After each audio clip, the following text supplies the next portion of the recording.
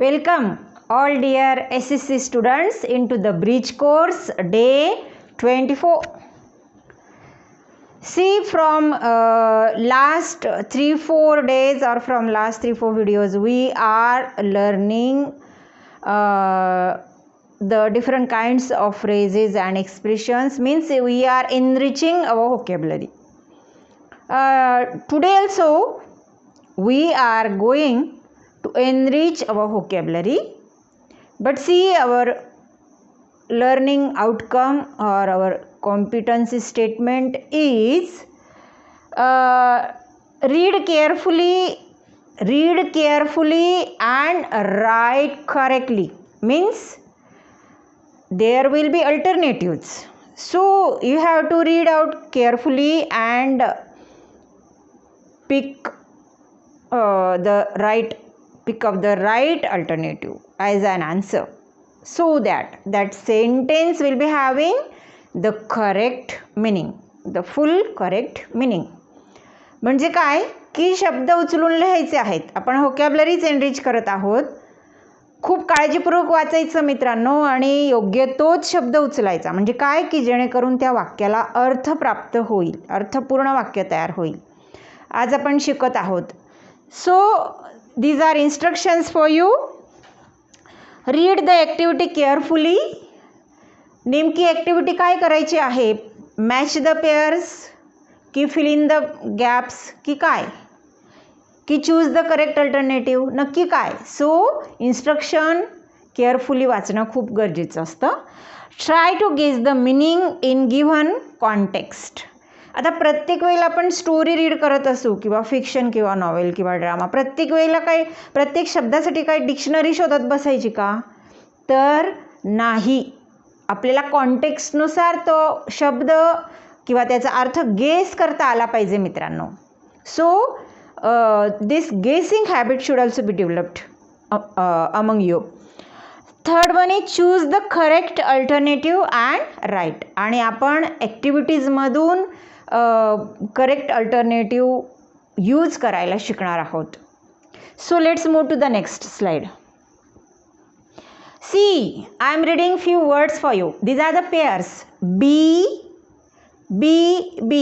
gate, tail, meet, buy, sun, pain,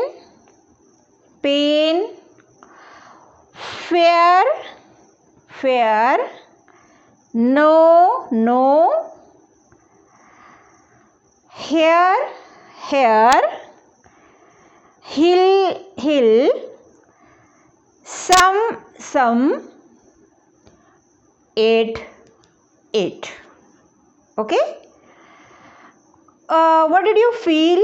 What did your ear feel? काय वाटलं तुमच्या कानांना?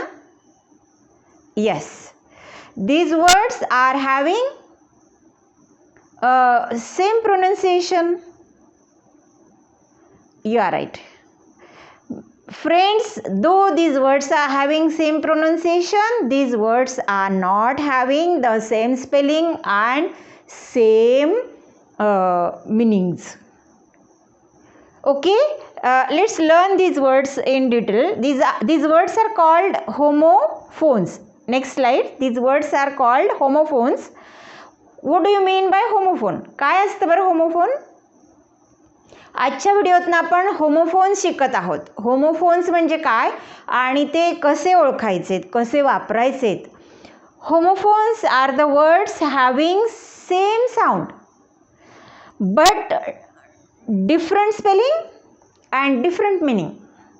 म्हणजे बघा मित्रांनो, असे शब्द की ज्या शब्दांचे स्पेलिंग उच्चार तर सेम आहे पण त्या शब्दांचा म्हणजे बी आणि बी, गेट आणि गेट उच्चार तर सेम आहे, पण you are seeing here, you are watching here BE and B means BEE. This B has different meaning, this B has different meaning and different spelling. Same is with gate and gate, tail and tail, meet and meet, buy and buy, sun and sun, pain and pain, fair and fair, no and no, hair and hair, hill and hill, some and eight and eight. So let's learn these homophones in this activity, learning activity. See, Satish is learning in 10th standard. He has to attend the online meetings. One day he couldn't attend the online meeting due to some network issues. He called his friend Akbar to know about the meeting and if some important points his friend Akbar has noted in his notebook. So he phoned his friend. Satish phoned his friend Akbar. And these were the notation points. These were the points noted into the notebook of Akbar. Let's see these notations. The first sentence he has written. These are the following notes from the phone call. The first one is, you know, the meeting was interesting. आता बघा मित्रांनो, NO पण no असतो आणि KNOW पण no असतो, पण आपल्या वाक्याला पूर्ण अर्थ प्राप्त करून देतो आहे तो म्हणजे KNOW. म्हणून तुम्हाला ओळखायचं आहे की कोणता शब्द वाक्याला अर्थ देतोय आणि कोणता शब्द हा वाक्याला अर्थ देत नाही. अर्थ देणारा शब्द उचलायचा उत्तर म्हणून आणि लिहून टाकायचा. The second sentence, second noted point, we learn about sea life. See, this is grammar mistake here because you know the meeting was interesting. ती मीटिंग घडून गेली आहे म्हणून भूतकाळ पाहिजे इथे. We learned about sea life. आम्ही काय शिकलो? सी लाईफ म्हणजे समुद्री जीवनाबद्दल माहिती मिळवली. आता इथे सी हे व्हर्ब आहे, तर व्हर्ब नाही येऊ शकत कारण तो अर्थ नाही मिळत त्या वाक्याला. We are asked to write a note on it. बघा मीटिंगमध्ये काय सांगितलं? समुद्री लाईफ समुद्र जीवनाबद्दलची माहिती दिली आणि त्याच्यावरती एक नोट लिहायला सांगितली. टू राईट इन्फिनिटिव्ह आहे मित्रांनो, म्हणून इथे TO बरोबर आहे, TOO चुकीचं आहे आणि TWO टू म्हणजे पण चुकीचं आहे. Let's see third sentence, the governments need to censor the tourists on beaches to avoid pollution. This censor, CENSOR, and this is SENSOR. Censor is the official observatory kind of function done by the government, and this sensor is having some electric concept which is there in our all kinds of devices. Sensor and sensor. So the correct word is, the government needs to censor the tourists on beaches to avoid pollution. See the fourth sentence, the West WAST and West WAST. The correct word is WAST. The waste management is needed in coastal management. Coastal management, समुद्राच्या किनाऱ्यावरती wastage लोक फेकून देतात, त्याचं नियोजन व्हावं म्हणून गरज आहे. आणि दुसरा जो वेस्ट आहे ना मित्रांनो, त्याचा अर्थ हा डिफरंट होतो, जो आपल्या वाक्याला सूट होत नाही. आता तुम्ही डिक्शनरी उघडा आणि शोधा की नक्की काय अर्थ होतो. वी हॅव बीन, BIN बिन आणि BEEN बिन. आता हॅव आलाय म्हणजे हे वर्ब आहे. वी हॅव बीन हे वर्ब आहे. हॅव बीन मोटिवेटेड हा आपल्याला काळाचं एक प्रकार सांगत असतो किंवा हा पूर्ण वर्तमान काळाचा हा पॅसिव्ह व्हॉइस आहे मित्रांनो. We have been motivated to spread the word about it. आणि वी हॅव बीन म्हणजे मुलांना प्रेरणा दिली गेलेली आहे त्या मीटिंगमधनं की तुम्ही जागरूकता निर्माण करा समुद्राच्या किनाऱ्यावर फिरायला येणाऱ्या लोकांमध्ये. Okay, we have been. The right आणि right. The right kind of public awareness is need of time. म्हणजे योग्य प्रकारच्या जनतेच्या अवेअरनेसची, जागरूकतेची गरज आहे मित्रांनो आजकाल. म्हणजे बघा योग्य आणि लिखाणाचा काही संबंध नाही इथे राईट, म्हणून आपण घेतला RIGST राईट. पुढचं वाक्य बघा seventh, the whole the whole means different meaning, and whole means the whole meeting म्हणजे संपूर्ण meeting was about outbreak of global warming. सगळी मीटिंग कशा संदर्भात होती? होल मीटिंग, ते सांगितलेलं आहे. 8th sentence, we would have to take necessary action on it. We would have हा टेन्स आहे मित्रांनो, हा वर्ब आहे, म्हणून इथे डबल ओ डी याचं काहीच काम नाही आहे किंवा तो आपल्याला अर्थ मिळवून देणार नाही, म्हणून we would have to take necessary action on it. See the 9th, there are. आता हा जो देअर आहे ना, हा इथे पॉझिटिव्ह प्रोनाऊन आहे ते देअर, तर त्याचा अर्थ इथे येत नाही किंवा त्याच्यानंतर आर हे टू बीचं क्रियापद कधीच येत नाही, म्हणून there are many articles available online, म्हणजे ऑनलाईन ह्याच्याबद्दल खूप माहिती अवेलेबल आहे, म्हणजे there. Last sentence, we made. MAID maid आणि MADE मेड. आता MAID मेड ह्या शब्दाशी आपल्याला इकडे अर्थच नाही आहे काही लागत. MADE मेड, वी मेड हा कर्ता आहे आणि MADE हा मेकचा V2 म्हणजे मेड आहे. So we made the detailed discussion on it. आम्ही ह्याच्यावरती खूप डिटेल्ड अशी चर्चा, सविस्तर अशी चर्चा केली, असं तो त्या फोन कॉलमधनं सांगतोय. आता आपण नेक्स्ट स्लाइडमध्ये जाऊयात.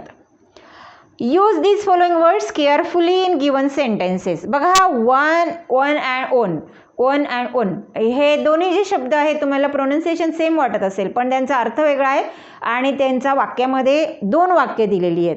तर एका वाक्यामध्ये आपल्याला वन वापरायचं आहे आणि दुसऱ्या वाक्यामध्ये आपल्याला ओन वापरायचं आहे. पहिलं वाक्य बघा, our class has finally dash that thrilling cricket match. आता क्रिकेट मॅच म्हटल्यावरती वन असेल का ओन असेल तुम्ही ओळखा आणि तो शब्द टाका. I have 1 sister and 2 brothers. इथे काय असेल बरं? ओळखा आणि टाका. बघा पुढचं, इट हॅज 4 लेग्स. त्याला 4 पाय आहेत. अँड हे टेल म्हणजे एक अर्थ होतो गोष्ट. टेल म्हणजे तुम्हाला जे आवडते ना ऐकायला, गोष्ट म्हणजे स्टोरी. आणि दुसरा जो टेल आहे ना मित्रांनो, ते म्हणजे शेपूट. तर मग इथे 4 पाय आलेले आहेत, म्हणजे इथं काय येईल तर तुम्ही ओळखून घ्या. And is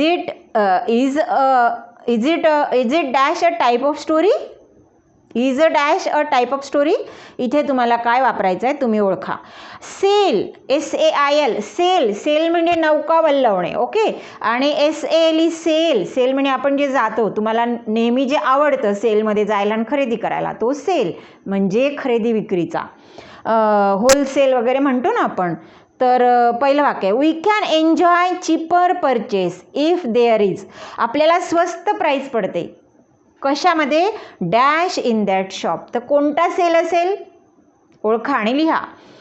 who dash the ships. आता नौकेशी संदर्भात शिप म्हणजे, तर तिथे कोणता शब्द टाकणार तुम्ही ओळखा. MEAT मीठ. MEAT मीठ म्हणजे मटन, मांस. आणि MEET मीठ म्हणजे भेटणे. Okay. So we dash our singing icon after performance. गाण्याचा कार्यक्रम झाल्यानंतर आम्ही त्या गायकाला, तिथं मटन असेल का भेटणं असेल, काय असेल बरं? ओके, तुम्ही ठरवा आणि शब्द टाका. Robin does not it. Robin खात नाही. काय खात नाही तुम्ही शब्द टाका तिथे योग्य. दुसरा आहे बाय म्हणजे प्रेपोजिशन, आणि BUY बाय म्हणजे विकत घेणे. Okay. Nandini has left her umbrella dash door. ती कुठेतरी विसरली आहे अम्ब्रेला, म्हणजे ते ठिकाण सांगितलं आहे. आणि प्रेपोजिशन हे ठिकाण सांगण्यासाठी वापरलं जातं बरं का मित्रांनो. आणि did you dash this umbrella. इथे प्रश्न विचारलेला आहे अम्ब्रेलाशीच रिलेटेड, तर तिथे कोणता शब्द टाकायचा आहे तो तुम्ही ओळखा आणि तिथे टाकायचा आहे. Okay, let's move to the next slide. This is the extension activity. We have to match these homophones properly. Okay. So these were 5 pairs. Answers I have given here. Fair, BB, sun, our, need. Okay, and this is for evaluation activity. Read the statements carefully and choose the correct word and write. Would you go and stand over dash?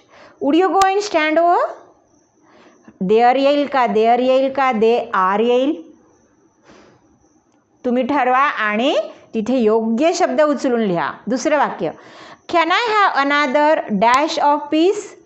He peace म्हणजे शांतता आणि दुसरा piece म्हणजे तुकडा आणि cake आहे म्हणजे काय असेल उत्तर? येस.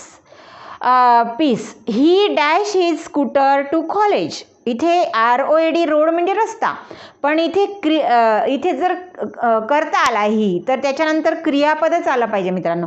रोड राईडचा V2 आहे. राईड म्हणजे बाईक चालवणे आणि रोड म्हणजे बाईक चालवली. So he rode he scooter to college. She jumped when she heard the door dash. आता हा जो पहिला क्रिक आहे ना, CREEK, cricket.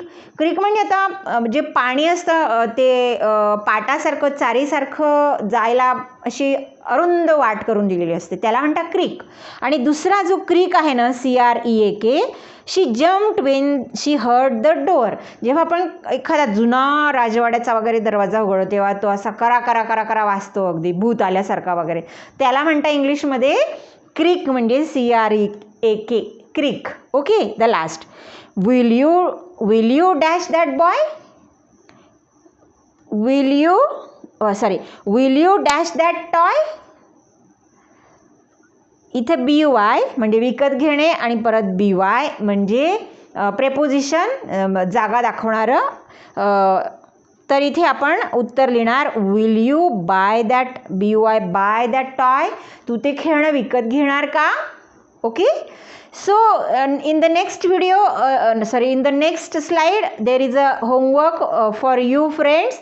So you have to complete this homework. Find and write at least 20 homophones from anywhere, from the course book of 9, from the course book of 10, or from the dictionary, or from the Google. You can Google out these words and write them down in your notebook. So if you will practice, if you will read and think about all these homophones, you will learn in the better way. So practice matters here. So let's meet in the next video tomorrow. Bye.